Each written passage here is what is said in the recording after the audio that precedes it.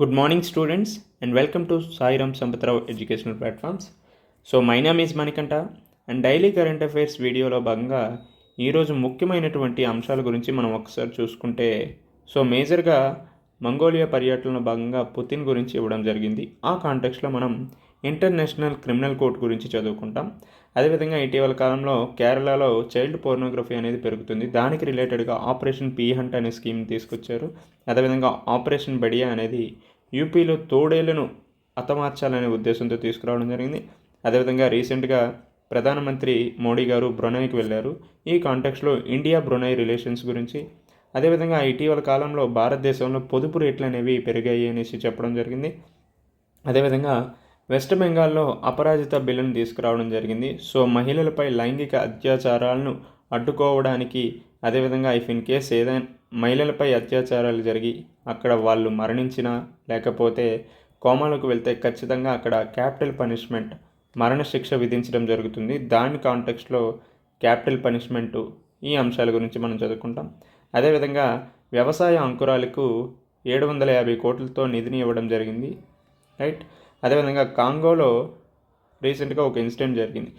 Jail నుంచి తప్పించుకోవాలని చూడటం వల్ల దాదాపు 129 మంది మరణించడం జరిగింది. అదేవిధంగా భారత వృద్ధి అంచనాలను వరల్డ్ బ్యాంక్ అనేది మార్చడం జరిగింది. 6.5 నుంచి 7%కి ఇంక్రీజ్ చేయడం జరిగింది. ఈ కాంటెక్స్లో భారత వృద్ధి అంచనాలను వివిధ అంతర్జాతీయ సంస్థలు ఏ విధంగా ఇస్తున్నాయి అనే అంశం గురించి చదువుకుంటాం. అదేవిధంగా 100 ఇయర్స్ అనేది కంప్లీట్ చేసుకుంది మహారాష్ట్ర అసెంబ్లీ అనేది. ఈ కాంటెక్స్లో 1919 యాక్ట్ గురించి చదువుకుంటాం.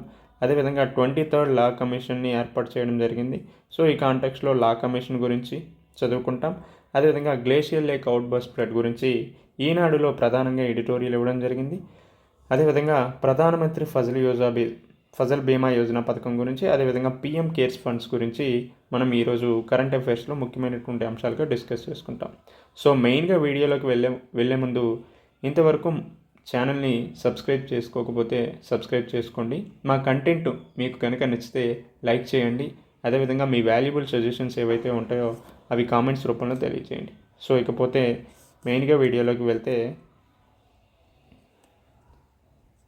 ఐసీసీ వారెంట్కు బేఖాతరు చేయడం జరిగింది. ఎవరు?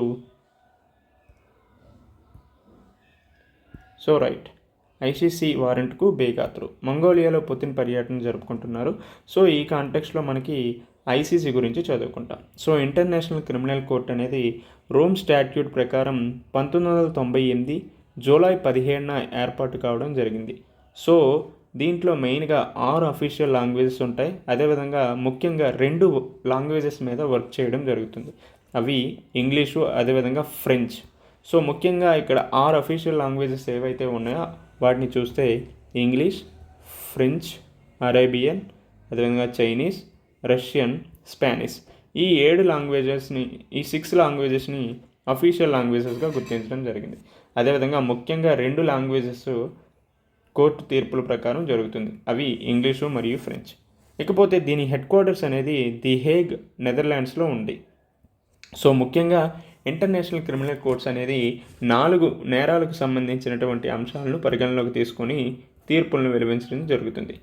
ఆ 4 క్రైమ్స్ ఏంటంటే క్రైమ్ ఆఫ్ జీనోసైడ్, అదేవిధంగా క్రైమ్ ఎగెనెస్ట్ హ్యుమానిటీ, అదేవిధంగా వార్ క్రైమ్స్, అదేవిధంగా క్రైమ్ ఆఫ్ అగ్రెషన్. ఈ 4 క్రైమ్స్ ఐసీసీ పరిధిలోకి వస్తుంది. అయితే ఇక్కడ క్వశ్చన్ ఏంటంటే, ఇండియా అనేది ఐసీసీలో member country, yes or no అనేది మీరు కామెంట్ రూపంలో తెలియజేయండి, రైట్. నెక్స్ట్, ఇవి ఏ టైప్ ఆఫ్ క్వశ్చన్స్ అనేవి మనకి ఎగ్జామ్స్లో అడిగే స్కోప్ ఉందనేసి ఈనాడులో మాదిరి ప్రశ్న అనేది ఇవ్వడం జరిగింది. ఈ కాంటెక్స్లో చూసుకుంటే, భారత ఫుట్బాల్ క్రీడకు కేర్ ఆఫ్ అడ్రస్గా మారిన దిగ్గజ ఫుట్బాలర్ సునీల్ ఛెత్రి రీసెంట్గా రిటైర్మెంట్ తీసుకున్నారు. ఈ కాంటెక్స్లో ఆయన అంతర్జాతీయ గోల్స్ ఎన్ని ఉన్నాయి, అదేవిధంగా ఈయనకంటే ఎక్కువగా గోల్స్ చేసిన వాళ్ళు ఎవరైనా ఉన్నారనే అంశం గురించి చూసుకుంటే, సునీల్ ఛేత్రి గారి కంటే ఎక్కువ గోల్స్ చేసిన వారిలో ముందు వరుసలో ఉన్నది రొనాల్డో, ఆ తర్వాత ఆలీదే, ఆ తర్వాత మెస్సీ గారు ఉన్నారు. అయితే దేశంలో ఖేల్ రత్న పొందిన మొదటి ఫుట్బాల్ క్రీడాకారుడు సునీల్ ఛేత్రినే కావడం గమనార్హం, రైట్. ఆ తర్వాత ఇటీవల రీసెంట్గా జూన్లో క్యాబినెట్ మినిస్టర్ ఫామ్ అవ్వడం. సో ఈ కాంటెక్స్లో క్యాబినెట్ మినిస్టర్స్ 72 మెంబర్స్ అనేవాళ్ళు ఉన్నారు. సో ఇందులో మేజర్గా 7 మహిళలకు చోటు దక్కడం జరిగింది. అదేవిధంగా క్యాబినెట్ మినిస్టర్ హోదాలో ఎక్కువగా ఏ రాష్ట్రం నుంచి ఉన్నారంటే ఉత్తరప్రదేశ్ నుంచి ఉన్నారు. సో ఈ కాంటెక్స్లో చూసుకుంటే ఇక్కడ మేజర్గా క్వశ్చన్స్ ఎలా అడుగుతారంటే ప్రధానమంత్రి నరేంద్ర మోడీ నూతన మంత్రివర్గంలో మొత్తం ఎంతమంది వివిధ రాష్ట్రాల మాజీ ముఖ్యమంత్రులు ఉన్నారు అంటే ఆన్సర్ ఏమని చెప్తాం, 6 ఉన్నారు. వాళ్ళు ఎవరెవరు? శివరాజ్ సింగ్ చౌహాన్, అదేవిధంగా కుమారస్వామి, రాజ్నాథ్ సింగ్, మనోహర్ లాల్ ఖట్టర్, సర్బానంద్ సోనోవాల్, అదేవిధంగా జితన్ రామ్ మాంఝీ. సో ఈ విధంగా 6 మెంబర్స్ సీఎం నుంచి క్యాబినెట్ మినిస్టర్ హోదాను పొందినారు. అయితే ఇక్కడ మేజర్గా క్వశ్చన్ ఏంటంటే ఇంతవరకు ముఖ్యమంత్రులుగా పనిచేసి ప్రధానమంత్రులుగా మారిన ఈ వ్యక్తులు మన భారతదేశంలో 6 ఉన్నారు. వాళ్ళు ఎవరెవరంటే 1 మొరార్జీ దేశాయ్, 2 చరణ్ సింగ్, 3 విపి సింగ్, 4 పివి నరసింహారావు, అదేవిధంగా 5 దేవగౌడ, 6 నరేంద్ర మోడీ. సో ఇంతవరకు సీఎంగా ఉండి పీఎంగా మారిన వారు ఎంతమంది ఉన్నారంటే 6 మెంబర్స్ ఉన్నారనేసి మనం చదువుకోవచ్చు. సో ఈ టైప్ ఆఫ్ క్వశ్చన్స్ అడగడానికి ఎక్కువగా స్కోప్ ఉంటుంది, రైట్?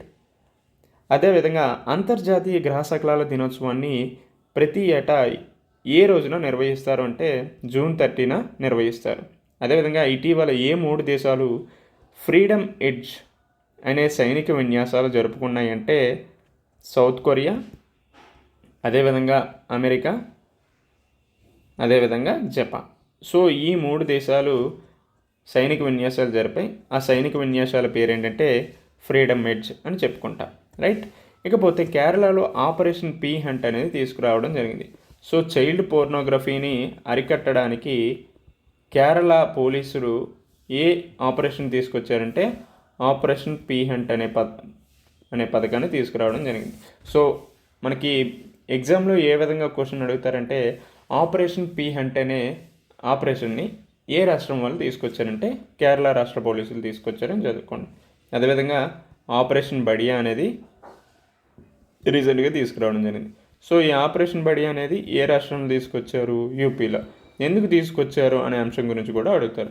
సో తోడేళ్ళను హతమార్చడానికి ఆపరేషన్ బడియా అనేది యూపీలో తీసుకురావడం జరిగింది. ఇకపోతే ఇండియా ప్రైమ్ మినిస్టర్ అయినటువంటి ప్రధాని మోడీ గారు బ్రునైకి వెళ్ళడం జరిగింది. సో ఈ కాంటెక్స్లో ఇండియా బ్రునై రిలేషన్స్ గురించి చదువుకుంటాం. అదేవిధంగా బ్రునైని మ్యాప్ బేస్డ్గా మనం చదువుకోవాల్సి ఉంటుంది, రైట్? ఎందుకు మనకి బ్రునై ఇంపార్టెంట్ అంటే లుక్ ఈస్ట్ పాలసీలో భాగంగా బ్రునై అనేది మనకి చాలా చాలా ఇంపార్టెంట్. సో ఇంతకుముందు లుక్ ఈస్ట్ నుంచి తర్వాత యాక్ట్ ఈస్ట్గా మారటం వల్ల బ్రునై అనేది భారతదేశానికి చాలా చాలా ఇంపార్టెంట్. సో ఇంతవరకు బైలేటరల్ రిలేషన్స్లో భాగంగా బ్రునైకి మన ఇండియన్ పిఎం వెళ్ళడం ఇదే మొదటిసారిగా చెప్పుకున్నారు. సో ఈ విధంగా ఇది చాలా ఇంపార్టెంట్. ఎగ్జామ్ పర్స్పెక్టివ్లో మనకి ఇది ఇంపార్టెంట్. సో బ్రునైకి వెళ్ళినటువంటి Indian prime minister first time వెళ్ళిన ఇండియన్ ప్రైమ్ మినిస్టర్ ప్రధాని నరేంద్ర మోడీ గారు. సో ఈ టైప్ ఆఫ్ కాంటెక్స్లోనే మనకి ఇజ్రాయెల్కి కూడా ప్రధాని నరేంద్ర మోడీ గారు 1990s తర్వాత ఫస్ట్ టైం వెళ్ళారు. సో ఈ కాంటెక్స్లో మనకి ఏపీ రిలేటెడ్ ఎగ్జామ్స్లో కూడా ఈ క్వశ్చన్స్ అడగడం జరిగింది. సో ఈ కాంటెక్స్లో చూసుకుంటే బ్రునై రిలేషన్స్ కూడా మనకి ఇంపార్టెంట్. ఎందుకంటే బ్రునై సౌత్ చైనా సీకి బార్డర్ కంట్రీగా ఉండడం, అదేవిధంగా ఏషియన్లో మెంబర్ కావటం.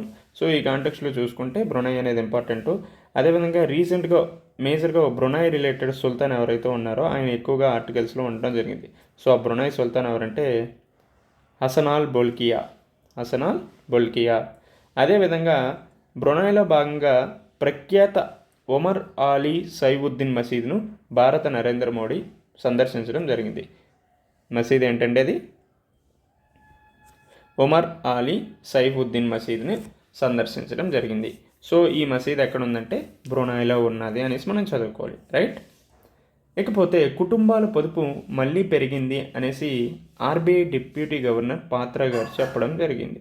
సో ఈ కాంటెక్స్లో సేవింగ్స్ గురించి మనం చదువుకోవాలి. సో 2011-17 మధ్యకాలంలో భారతదేశంలో సేవింగ్స్ రేటింగ్స్ అనేవి 10.6%గా ఉంటే 2017-23 కాలంలో 11.5% పెరిగింది. అంటే సేవింగ్స్ రేట్ అనేవి పెరుగుతుంది. సో సేవింగ్స్ రేట్ పెరగడం వల్ల ఏమవుతుందంటే ఇన్వెస్ట్మెంట్స్ అనేవి పెరుగుతాయి. సో సేవింగ్స్ పెరగడం వల్ల, పొదుపు పెరగడం వల్ల ఏమవుతుందంటే పెట్టుబడులు అనేవి పెరుగుతాయి. సో పెట్టుబడులు పెరిగితే ఖచ్చితంగా అక్కడ ఉత్పాదకత, అదేవిధంగా ఉత్పత్తి అనేది పెరుగుతుంది. సో ఉత్పాదకత, ఉత్పత్తి పెరిగితే అక్కడ ఖచ్చితంగా వృద్ధి అనేది సాధిస్తాం. సో ఈ విధంగా చూసుకుంటే సేవింగ్స్ అనేవి చాలా ఇంపార్టెంట్. అయితే 2010-11లో 16% ఉన్న సేవింగ్స్ రేటు ప్రస్తుతం 11.5% తగ్గింది. సో ఈ కాంటెక్స్లో చూసుకుంటే ఇంకా సేవింగ్స్ రేట్స్ పెరగాల్సిన అవసరం ఉందనేసి మనం గమనించాలి. రైట్. ఇకపోతే అపరాజిత బిల్లుకు ఏకగ్రీవ ఆమోదం తెలపడం జరిగింది. సో ఈ అపరాజిత బిల్లు ఎక్కడ ప్రవేశపెట్టారంటే వెస్ట్ బెంగాల్లో ప్రవేశపెట్టడం జరిగింది. సో అపరాజిత బిల్లు గురించి అవ్వచ్చు, రీసెంట్గా సోషల్ మీడియా మీద రెగ్యులేషన్స్ తీసుకురావడానికి ఏ రాష్ట్ర ప్రభుత్వం ఒక పాలసీని తీసుకొచ్చింది అంటే ఉత్తరప్రదేశ్ తీసుకురావడం జరిగింది. సో ఇలా మనకి ఎగ్జామ్స్లో ప్రశ్నలు అడిగే విధానం ఉంటుంది కాబట్టి ఇలా మనం చదువుకోవాలి. ఇప్పుడు for example social media regulations UP తీసుకురావడం జరిగింది, అపరాజిత బిల్ అనేది వెస్ట్ బెంగాల్ తీసుకురావడం జరిగింది, అదేవిధంగా ఆపరేషన్ పీ హంట్ అనేది కేరళ తీసుకురావడం జరిగింది, ఆపరేషన్ బేడియా అనేది యూపీ తీసుకురావడం జరిగింది. సో ఈ విధంగా రాష్ట్ర ప్రభుత్వాలు ఏ విధమైనటువంటి కార్యక్రమాలు తీసుకొస్తే వాటిని కూడా మనకి ఎగ్జామ్ స్కోప్లో అడిగే ఛాన్సెస్ ఉంటాయి. ఈ విధంగా చూసుకుంటే Aparajita women and child bill West Bengal criminal laws and amendment act 2024 పేరిట రాష్ట్ర ప్రభుత్వం దీన్ని తీసుకువచ్చింది. రైట్. అత్యాచారానికి గురైన బాధితులు మరణించిన, కోమాలోకి వెళ్ళిపోయిన దోషికి మరణశిక్ష విధిస్తారు. సో ఈ కాంటెక్స్ట్లో చూసుకుంటే కారుణ్య మరణాల గురించి మనం చదువుకోవాలి. సో కారుణ్య మరణాలు అన్న వెంటనే మనకి గుర్తు రావాల్సిన కేసు ఏంటంటే Aruna Shanbaug case. Right. Aruna Shanbaug case. Right, అర్థమైందనుకుంటా. సో ఈ అత్యాచారానికి పాల్పడిన దోషులకు పేరోల్ లేని జీవిత ఖైదును విధిస్తారు.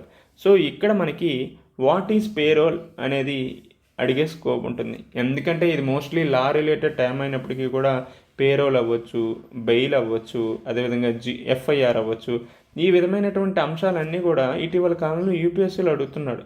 సో యూపీఎస్సీలో అడిగారంటే ఖచ్చితంగా తెలంగాణ గ్రూప్ 1 అవ్వచ్చు, గ్రూప్ 2లో అడిగే స్కోప్ కూడా ఉంటుంది. కాబట్టి ఈ చిన్న చిన్న టైమ్స్ గురించి మనం చదువుకోవాల్సిన అవసరం ఉంది.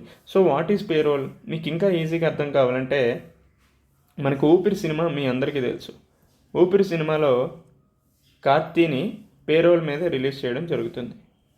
సో ఆల్రెడీ ఆయన ఖైదీగా ఉంటారు. అయితే పేరోల్ మీద సత్ప్రవర్తన ఆధారంగా ఈ పేరోల్ అనేది ఇవ్వడం జరుగుతుంది. రైట్. వ్యవసాయ అంకురాలకు 750 కోట్ల నిధిని మంజూరు చేయడం జరిగింది. సో వ్యవసాయ రంగంలో పనిచేస్తున్న అంకురాలను ప్రోత్సహించే లక్ష్యంతో 750 కోట్ల నిధిని ఏర్పాటు చేసింది. సో దీనికి రిలేటెడ్గా స్కీమ్ పేరు ఏంటంటే అగ్రి షూర్ అనే పథకాన్ని తీసుకురావడం జరిగింది. సో అగ్రి షూర్ అంటే agri fund for startups and rural enterprise. So agri sure అంటే ఏంటమ్మా? Agri fund for startups and rural enterprise పేరుతో దీన్ని ప్రారంభించారు. సో నిన్నటినే ఒక ఆర్టికల్లో 7 స్కీమ్స్ అనేది అగ్రికల్చర్ రిలేటెడ్ తీసుకురావడం అనేది జరిగిందని చెప్పుకున్నా. సో అది నిన్నటి కరెంట్ అఫైర్స్ వీడియోలో భాగంగా ఉంది. ఇఫ్ ఇన్ కేస్ ఎవరైనా చూడకపోతే చూడండి. So for example digital agriculture machine అవ్వచ్చు. సో ఈ విధమైనటువంటి 7 స్కీమ్స్ని తీసుకొచ్చారు. దాదాపు 14,000 కోట్ల నిధిని మంజూరు చేయడం జరిగింది. రైట్. ఈ విధంగా పోతే కాంగో జైల్లో కల్లోలం, తప్పించుకునే యత్నంలో 129 మంది ఖైదీలు మృతి చెందడం జరిగింది. So right. సో కాంగో జైల్లో కల్లోలం జరిగింది. సో జైలు నుంచి తప్పించుకునే క్రమంలో అక్కడ పోలీసులు కాల్పులు జరపడం వల్ల దాదాపు 129 మంది చనిపోయారు. సో మనకి ఎగ్జామ్లో ఏ విధంగా అడుగుతారు? ఇటీవల కాలంలో జైలు నుంచి తప్పించుకునే ప్రయత్నంలో 130 మంది ఖైదీలు మరణించారు. అది ఏ దేశంలో జరిగిందంటే కాంగోలో జరిగిందని చెప్పుకోవాలి. రైట్. భారత వృద్ధి అంచనా 6.6% నుంచి 7% ఇంక్రీజ్ చేయడం జరిగింది వరల్డ్ బ్యాంక్. సో ఈ కాంటెక్స్ట్లో ఎందుకు ఇంక్రీజ్ చేసిందంటే మేజర్గా వర్షాలు అనేవి సమృద్ధిగా పడటం వల్ల అగ్రికల్చర్ ప్రొడక్టివిటీ అనేది పెరిగింది. అదేవిధంగా ప్రైవేట్ ఇన్వెస్ట్మెంట్స్ పెరిగాయి, ప్రభుత్వ పెట్టుబడులు అవ్వచ్చు, ప్రైవేట్ పెట్టుబడులు కూడా పెరిగాయి. అదేవిధంగా ఎక్స్పోర్ట్స్ కూడా పెరగడం జీడిపి వృద్ధికి ఊతంగా నిలుస్తాయని ప్రపంచ బ్యాంక్ అంచనా వేసింది. అందుకనేసే 6.6% ఉన్న వృద్ధి అంచనాని 7% ఇంక్రీజ్ చేయడం జరిగింది. సో ఈ కాంటెక్స్లో చూసుకుంటే 2024-25కి వృద్ధి రేటు అంచనాలను అంతర్జాతీయ సంస్థలు భారతదేశానికి ఏ విధంగా ఇచ్చాయి అనేది చూడాలి. సో ఫస్ట్ వరల్డ్ బ్యాంక్ అనేది 6.6% నుంచి 7%కి ఇంక్రీజ్ అయింది. అదేవిధంగా IMF అనేది 7%కే వచ్చింది. అదేవిధంగా ADB ఏషియన్ డెవలప్మెంట్ బ్యాంక్ అనేది 7%కి ఇచ్చింది. మన ఎకనామిక్ సర్వేలో భాగంగా భారత వృద్ధి అంచనాను 6.5% నుంచి 7%కి ఇవ్వడం జరిగింది. అదేవిధంగా RBI 7.2%కి వృద్ధి అంచనాని ఇవ్వడం జరిగింది. సో ఈ కాంటెక్స్లో మనకి ఎగ్జామ్లో ఈ టైప్ ఆఫ్ డేటా రిలేటెడ్ అంశాలు అడిగితే స్కోప్ ఉన్నది. సో ఒకసారి మళ్ళీ చూసుకోండి, మీరు చాలా ఇంపార్టెంట్, రైట్. అంతేకాకుండా 2025, 26, 27 ఆర్థిక సంవత్సరాల్లో భారత వృద్ధి రేటు బలంగానే ఉంటుందనేసి కూడా ప్రపంచ బ్యాంక్ చెప్పడం జరిగింది. అదేవిధంగా భారత రుణాలు జీడిపిల నిష్పత్తి 2023-24లో 83.9% కాగా 2026-27 82%కి పరిమితం కావచ్చని చెప్పింది. సో మేజర్గా డెట్ టు జీడిపి రేషియో అనేది 83.9%గా ఉంటుందని చెప్పింది. అదేవిధంగా 26-27 అయితే 82% ఉంటుందని చెప్పింది. సో ఈ కాంటెక్స్లో చూసుకుంటే మనకి బ్యాక్గ్రౌండ్గా మనం ఏ అంశాన్ని చదువుకోవాలంటే ముఖ్యంగా FRBM యాక్ట్ గురించి మనం చదువుకోవాలి. సో ఈ FRBM యాక్ట్లో 2016 గాను ఒక కమిటీని వేయడం జరిగింది. ఏ కమిటీ వేశారు? NK సింగ్ కమిటీ వేశారు. ఈ NK సింగ్ కమిటీ ఏం చెప్పిందంటే భారతదేశంలో డెట్ టు జీడిపి రేషియో అనేది పెరుగుతుంది, దాన్ని తగ్గించవలసిన అవసరం ఉంది, అలా తగ్గిస్తేనే ఫిస్కల్ సస్టైనబిలిటీని తీసుకురాగలము అని చెప్పింది. ఆ కాంటెక్స్లో NK Singh committee debt to GDP ratio 60% ఉండాలని చెప్పింది. అది సెంట్రల్ అయితే 40% గాను, మిగతా రాష్ట్రాల్లో అయితే 20%గా ఉండాలనేసి చెప్పడం జరిగింది. ఇది మాత్రమే కాకుండా ఫిస్కల్ కౌన్సిల్ని ఏర్పాటు చేయాలని చెప్పింది. అదేవిధంగా ఇప్పటి వరకు ఫిస్కల్ డెఫిసిట్ అవ్వచ్చు, రెవెన్యూ డెఫిసిట్ను కూడా తగ్గించాలి, దానికి అనుగుణంగా ప్రభుత్వం చర్యలు తీసుకోవాలనేసి చెప్పింది, రైట్. అదేవిధంగా వరల్డ్ బ్యాంక్ ఇంకా ఏం చెప్పిందంటే 2030 కల్లా $1,00,000 కోట్ల వాణిజ్యాల ఎగుమతుల లక్ష్యాన్ని చేరుకుందేందుకు ఇది తప్పదు అనేసి చెప్పింది. సో మన ఇండియాలో గ్రోత్ రేట్ సాధించాలంటే ఖచ్చితంగా ఎక్స్పోర్ట్స్ అనేవి పెరగాలి అనేసి చెప్పింది, రైట్. ఇకపోతే 1,45 కోట్ల ఆయుధాల కొనుగోలు కేంద్రం పచ్చ జెండా ఊపింది. సో మేజర్గా ఇటీవల కాలంలో ఇంపోర్ట్స్ చేసుకున్నప్పటికీ కూడా ఈ రక్షణ రంగంలో సెల్ఫ్ సఫిషియెంట్గా మారడానికి ప్రభుత్వం చాలా పథకాలను తీసుకొస్తుంది. సో ఈ కాంటెక్స్లో చూసుకుంటే ఇండిజినైజేషన్ టెక్నాలజీ గురించి మనం చదువుకోవాలి, స్వదేశీ పరిజ్ఞానం గురించి చదువుకోవాలి. సో ఈ స్వదేశీ పరిజ్ఞానం వల్ల కలిగే ప్రయోజనాలు ఏంటి, అదేవిధంగా దానికి ఎదురవుతున్న సవాళ్ళు ఏంటి, దానికి ఎటువంటి పరిష్కార మార్గాలను సూచించాలి, ఇటువంటి అన్ని అంశాలు కూడా మనకి మెయిన్స్ పర్స్పెక్టివ్లో చదువుకోవడం జరుగుతుంది. సో రాబోయే వీడియోస్లో మనం మెయిన్స్ పర్స్పెక్టివ్లో కూడా ఒక్కొక్క అంశం గురించి డిస్కస్ చేస్తాం కాబట్టి దానికి సంబంధించినప్పుడు ఈ స్వదేశీ పరిజ్ఞానానికి సంబంధించిన బెనిఫిట్స్ అవ్వచ్చు, ఛాలెంజెస్ అవ్వచ్చు, వే ఫార్వర్డ్ అంశాలన్నింటిని గురించి కూడా డిస్కస్ చేసుకున్నాం. సో మహిళలను చూసే కోణం మారాలి అనేసి ఇటీవల కాలంలో ద్రౌపది ముర్ము గారు చెప్పడం జరిగింది. సో రీసెంట్గా మహారాష్ట్ర శాసన అసెంబ్లీ శతాబ్ది వేడుకల్లో ముర్ము గారు ఈ వ్యాఖ్యలు చేయడం జరిగింది. సో ఈ కాంటెక్స్లో మనం 1919 యాక్ట్ గురించి చదువుకుంటాం. సో ఎందుకు 1919 యాక్ట్ చదువుకుంటామంటే ఈ 1919 చట్టం ప్రకారమే మహారాష్ట్రలో శాసన మండలిని ఏర్పాటు చేయడం జరిగింది కాబట్టి ఈ 1919 యాక్ట్ అనేది మనకి ఇంపార్టెంట్, రైట్. సో ఈ 1919 యాక్ట్ని మనం మాంటెంగ్ చేమ్స్ఫోర్డ్ రిఫార్మ్స్గా చెప్పుకుంటాం. అయితే 1909 యాక్ట్ని మనం ఏమని పిలుస్తామో దాన్ని కామెంట్స్ రూపంలో తెలియజేయండి. సో ముఖ్యంగా ఈ 1919 యాక్ట్ దేనికి తీసుకొచ్చారంటే భారతీయుల ప్రాతినిధ్యం అనేది పెరగాలి అనే ఉద్దేశం తీసుకొచ్చారు. ఎందుకంటే అప్పటికే 1916-17 కాలంలో హోమ్ రూల్ ఉద్యమం అనేది తారాస్థాయికి చేరింది.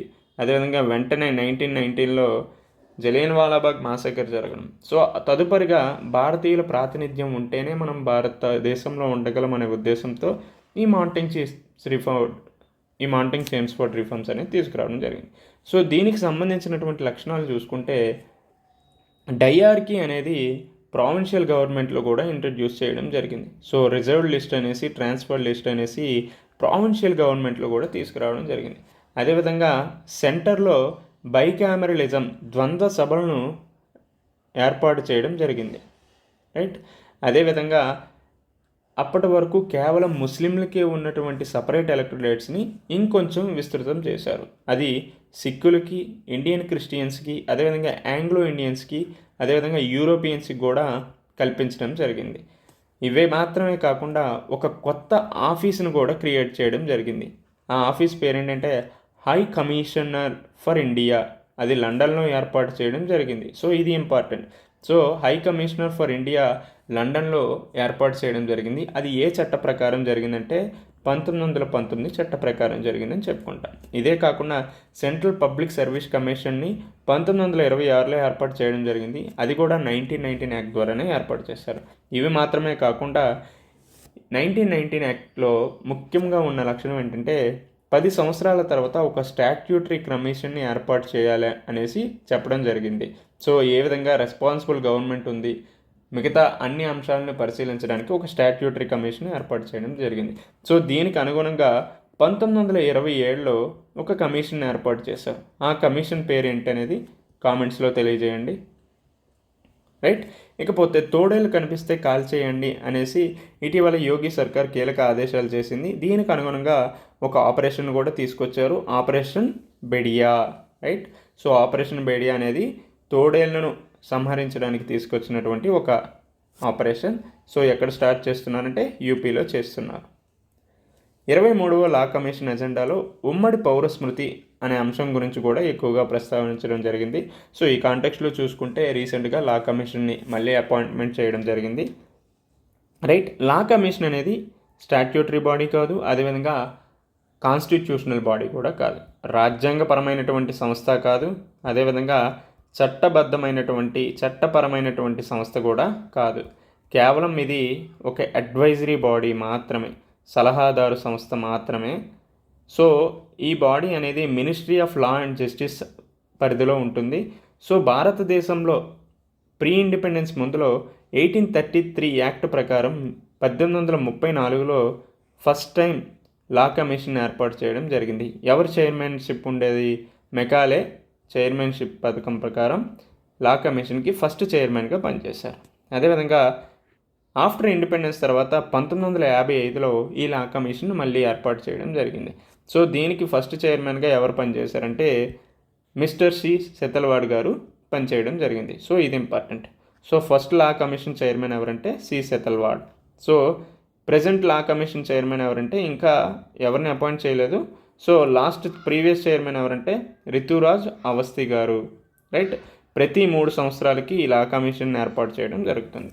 అయితే మేజర్గా ఈ లా కమిషన్ 23rd లా కమిషన్లో ఎక్కువగా యూనిఫామ్ సివిల్ కోడ్ గురించి డిస్కస్ చేయడం జరుగుతుంది. సో ఫర్దర్గా వచ్చే వీడియోస్లో ఈ ఉమ్మడి పౌర స్మృతి గురించి మనం డీటెయిల్గా చదువుకుందాం. సో ఎందుకంటే ఇది చాలా చాలా ఇంపార్టెంట్. ఈవెన్ మనకి పాలిటీలో అవ్వచ్చు, అదేవిధంగా జనరల్ ఎస్ఏలో కూడా ఉమ్మడి పౌర స్మృతి గురించి అడిగడానికి చాలా ఎక్కువగా స్కోప్ ఉంది. So right. ఇకపోతే గ్రామీణ ప్రాంతాల్లోనే అత్యధిక రోడ్డు ప్రమాద మరణాలు జరుగుతున్నాయి అనేసి ఇటీవల భద్రత 2024 పేరిట ఐఐటి ఢిల్లీ, ఏఐఐఎంఎస్, నిహ్మాన్స్, ప్రపంచ ఆరోగ్య సంస్థలు ఢిల్లీలో నిర్వహిస్తున్న 3 రోజు సదస్సుల్లో భాగంగా ఈ రిపోర్ట్ని రిలీజ్ చేయడం జరిగింది. సో మోస్ట్లీ 32.2% మరణాలన్నీ కూడా పట్టణాల్లో జరిగితే 67.8% రూరల్ ఏరియాస్లోనే జరుగుతున్నాయని చెప్పి. అదేవిధంగా 2022లో ప్రతి 100 కిలోమీటర్ల జాతీయ రహదారిపై జరిగిన రోడ్డు ప్రమాదాల్లో 45 మంది మరణిస్తున్నారనేసి చెప్పడం జరిగింది. సో ఈ కాంటెక్స్లో మనం రోడ్ యాక్సిడెంట్స్ గురించి చదువుకోవాలి. సో రోడ్ యాక్సిడెంట్స్కి కారణాలు ఏంటి? సో ఎప్పుడు మనం మందు తాగి నడపొద్దని చెప్తాం, ఫోన్ మాట్లాడుతూ డ్రైవ్ చేయొద్దని చెప్తాం. సో ఈ అంశాలన్నీ గురించి చెప్తూనే ఇంకా మేజర్ రీజన్స్ ఏంటి అనే అంశాల గురించి కూడా మనం డిస్కస్ చేసుకోవాలి. అదేవిధంగా దీనికి గవర్నమెంట్ తీసుకొచ్చిన మెజర్స్ ఏమైనా ఉన్నాయి, అదే కాకుండా వే ఫార్వర్డ్, ఇటువంటి అన్ని అంశాల గురించి కూడా మనం మెయిన్స్ పర్స్పెక్టివ్లో చదువుకుందాం. రైట్. ఇకపోతే దాదాబాయి నౌరోజీ గారి గురించి ఒక చిన్న కొటేషన్ ఇవ్వడం జరిగింది. సో ఏం చెప్పారంటే, కులమత లింగపరమైన వివక్షలను రూపుమాపనంత వరకు అభివృద్ధి సాధ్యం కాదు. ఇందుకోసం అవసరమైన కృషి చేయడంలో ఏమాత్రం వెనకాడకూడదు. సామ్రాజ్యవాదం నాగరికతను తిరోగమనం వైపు పెడుతుంది. ఆ భావజాలం నుంచి సమాజాన్ని రక్షించడం చాలా ముఖ్యమని చెప్పారు. సో మేజర్గా ఇటీవల కాలంలో క్యాస్టిజం అవ్వచ్చు, కుల అసమానతలు అనేవి భారతదేశంలో పెరుగుతున్నాయి. దానికి ఎగ్జాంపుల్గా తమిళనాడులో జరిగినటువంటి అనేక ఉదంతాల గురించి చెప్పచ్చు. సో ఇటీవల కాలంలో కమ్యూనలిజం, మతతత్వం అనేది కూడా చాలా ఎక్కువగా పెరుగుతుంది. ఇవి మాత్రమే కాకుండా లింగ అసమానతలు కూడా పెరుగుతున్నాయి. దీనికి మేజర్ ఎగ్జాంపుల్గానే మనం గ్లోబల్ జెండర్ గ్యాప్ రిపోర్ట్ గురించి చెప్పుకోవచ్చు. సో గ్లోబల్ జెండర్ గ్యాప్ రిపోర్ట్లో ప్రధానంగా 4 అంశాల ఆధారంగా ఇవ్వడం జరుగుతుంది. ఒకటి ఎడ్యుకేషనల్ ఫెసిలిటీస్ అవ్వచ్చు, హెల్త్ గురించి అవ్వచ్చు, అదేవిధంగా ఎకనామిక్ ఆపర్చునిటీసు, రైట్, అదేవిధంగా పొలిటికల్ రిప్రజెంటేషన్స్ ఆధారంగా గ్లోబల్ జెండర్ గ్యాప్ రిపోర్ట్ అనేది వరల్డ్ ఎకనామిక్ ఫోరం రిలీజ్ చేస్తుంది. అయితే ఇటీవల కాలంలో 127వ స్థానంలో ఉన్న భారతదేశ ర్యాంకు మరిన్ని స్థానాలకి దిగజారింది. అయితే భారతదేశ ర్యాంక్ ఎంతో మీరు కామెంట్స్లో తెలియజేయండి. సో ఇది ఇంపార్టెంట్ అమ్మా, అందుకనే కామెంట్స్ చేయమన్నా, రైట్. అదేవిధంగా మంచు కొండల్లో ప్రళయ వాహినీలు. సో ఇటీవల కాలంలో గ్లేషియల్ లేక్ అవుట్బర్స్ట్ ఫ్లడ్స్ అనేవి చాలా ఎక్కువగా అవుతున్నాయి. సో దానికి రీజన్స్ ఏంటి అనే అంశం గురించి మనం చూసుకుంటే, మంచు అనేది కరగటం. సో మంచు ఎందుకు కరుగుతుందంటే ఉష్ణోగ్రతలు తారాస్థాయికి పెరగడం వల్ల గ్లోబల్ వార్మింగ్ అవ్వడం, తద్వారా క్లైమేట్ చేంజ్ అవ్వటం వల్ల మంచు అనేది కరుగుతుంది. సో ఈ మంచు అంతా కరిగి ఒక దగ్గర డిపాజిషన్ అవ్వడం, సో ఎక్కువగా వాటర్ ఇంటెన్సిటీ అవ్వడం, సడన్గా ప్రెజర్ ఎక్కువ అయ్యి ఆ వాటర్ అంతా కూడా అద్దు తప్పడం వల్ల ఈ గ్లేషియల్ లేక్ అవుట్బర్స్ట్ ఫ్లడ్స్ అనేవి ఏర్పడుతున్నాయి. అదే కాకుండా కొండ చర్యలు విరిగిపడడం, అవలాంచెస్ జరగడం. ఎక్కడైతే గ్లేషియల్ లేక్స్ ఉన్నాయో అక్కడ కొండ చర్యలు విరిగిపడడం, అవలాంచెస్ ఇది అవ్వడం వల్ల ఈ గ్లేషియల్ లేక్ అవుట్బర్స్ట్ ఫ్లడ్స్ అనేవి ఏర్పడుతున్నాయి. అదే కాకుండా అధిక వర్షపాతాలు, క్లౌడ్ బర్స్ట్ ఇష్యూస్ కూడా దీనికి ఒక రీజన్గా చెప్పుకోవచ్చు. ఇవి మాత్రమే కాకుండా వాతావరణ మార్పులు అవ్వచ్చు, అగ్నిపర్వతాల విస్ఫోటనం కావచ్చు, మానవ కారణాలైనటువంటి అక్రమ కట్టడాలు, అభివృద్ధి పనుల వల్ల కూడా ఈ గ్లేషియల్ లేక్ అవుట్బర్స్ట్ ఫ్లడ్స్ అనేవి ఇటీవల కాలంలో చాలా ఎక్కువగా అవుతున్నాయి, రైట్.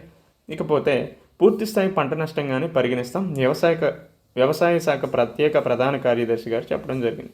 ఇటీవల కాలంలో అటు తెలంగాణ కావచ్చు, ఇటు ఆంధ్రప్రదేశ్లో 2 తెలుగు రాష్ట్రాల్లో కూడా చాలా ఎక్కువగా వరదలు వచ్చాయి. సో ఈ కాంటెక్స్లో చాలా వరకు పంట నష్టం జరిగింది.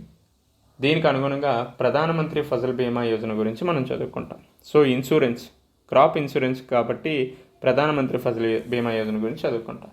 అయితే ఈ ప్రధానమంత్రి ఫసల్ బీమా యోజనను ఎప్పుడు తీసుకొచ్చారంటే 2016లో తీసుకొచ్చారు.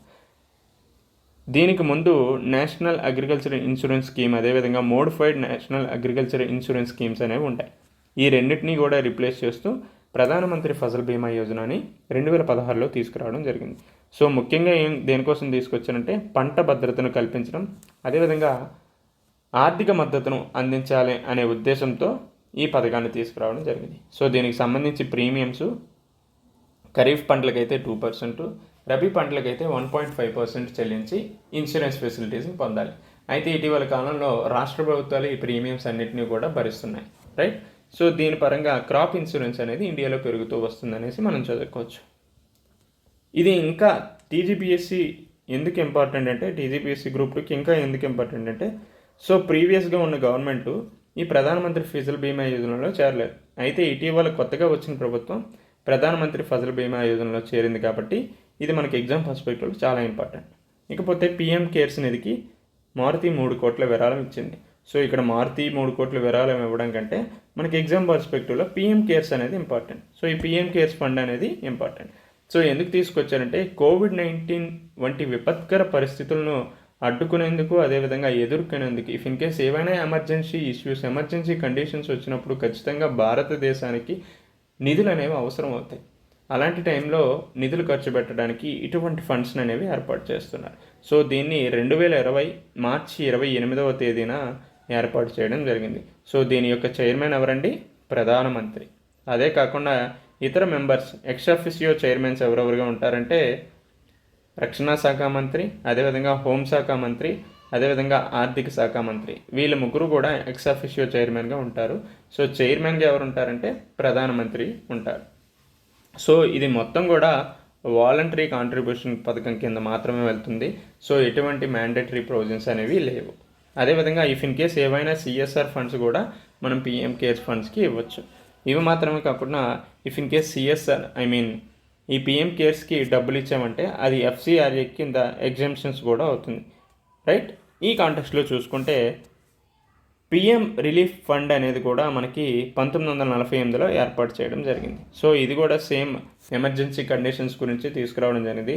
సో అప్పటి 1948లో చాలా వరకు కమ్యూనల్ రైట్స్ అనేవి చాలా జరిగాయి. సో ఈ రైట్స్ చాలామంది మానవ హక్కుల ఉల్లంఘన అవ్వచ్చు, చాలా ఆస్తి నష్టం ఇవన్నీ జరిగాయి. సో వీటిని అడ్డుకునేందుకు, వీటిని నివారించేందుకు 1948లో పిఎం రిలీఫ్ ఫండ్ని ఏర్పాటు చేయడం జరిగింది. సో అప్పుడు జవహర్లాల్ నెహ్రూ గారు ప్రైమ్ మినిస్టర్గా ఉండి ఈ పిఎం రిలీఫ్ ఫండ్ని తీసుకురావడం జరిగింది. ఐ హోప్ ఈరోజు కరెంట్ అఫైర్స్ మీకు అర్థమైందా అనుకుంటున్నా. మళ్ళీ నెక్స్ట్ వీడియోలో ఇంకో రేపటి కరెంట్ అఫైర్స్తో కలుసుకుందాం. Until then take care, bye, have a good day.